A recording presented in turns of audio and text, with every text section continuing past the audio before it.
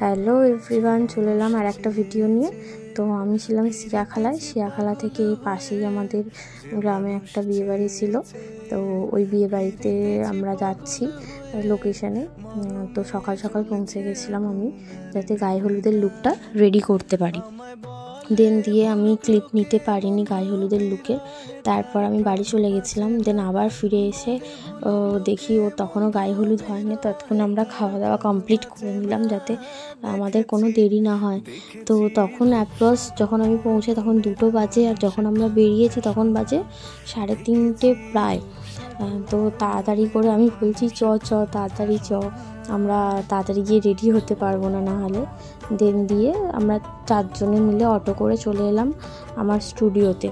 তো দেখতে পাচ্ছ ব্রাইড আসছে আমার স্টুডিওতে, হন্তদন্ত করে ও লাফাতে আসছে। আচ্ছা সমাপ্তি, বলো তোমার কিরকম পছন্দ, কিরকম সাজতে চাও, কিরকম করতে চাও? খুব সুন্দর করে সাজিয়ে দিতে হবে।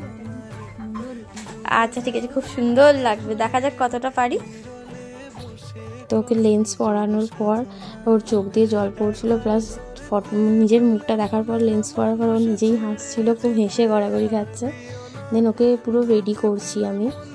রেডি করতে করতে ভিডিও করাটা একটু টাফ হয়ে যায়, কিন্তু এটা আমার সত্যি বলতে গেলে খুব ভাল লাগে সবার দেখে, যে সবাই ভিডিও করছে যখন আমি কেন করব না, সেই সূত্রে ভিডিওটা করা।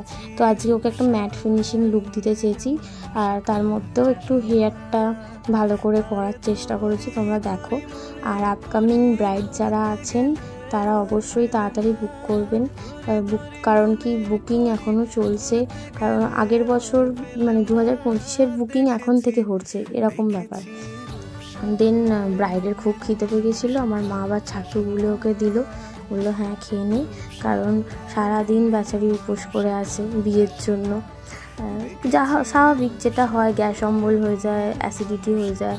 তো যাই হোক, খাওয়া দাওয়ার পর ওকে ফুল রেডি করার পর দেখবে তোমরা নিজেই বলবে, কমেন্টে জানাবে যে ওকে কেমন লাগছে। আমার তো পার্সোনালি খুব স্যাটিসফাই আমি ওকে সাজিয়ে।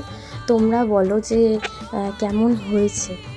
আর তোমরা তাড়াতাড়ি বুক করে নিও তোমাদের bridal reception, party makeup, mehndi বগেরা যাবতীয়।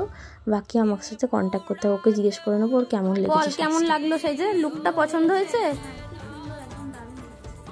পছন্দ তো সব লুকটা?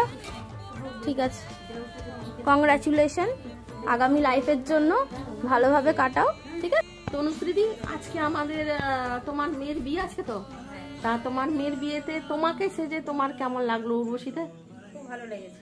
তোমার মনের মতন পেরেছি তো আমরা? তোমার মেয়েকেও সাজানো হচ্ছে, তোমার মেয়েটাও কেমন লেগেছে সেটা বলো। হ্যাঁ, খুব ভালো লাগছে। ব্যাস, আমার এটাই চাই। Thank you. উর্বশীদি, তুমি দারুণ সাজিয়েছো। Thank you so much. তো সবার রিভিউ তোমরা শুনলে কেমন হয়েছে অবশ্যই জানিও। দেন আমিও রেডি হয়ে সবাইকে রেডি করে চলে গেলাম বিয়েবাড়ি।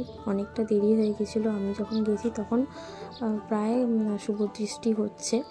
আর শুভদৃষ্টি হওয়ার পর আমরা খাওয়া দাওয়াতেই বসে পড়েছিলাম। তো তোমরা দেখো কেমন লাগছে। আমি ফটো পোস্ট করব, ফটোগ্রাফার দাদারাও ফটো দিলে অবশ্যই পোস্ট করব, তোমরা দেখো, কমেন্ট করো। আর সবার জন্য থ্যাংক ইউ আমাকে এত ভালোবাসা দেওয়ার জন্য।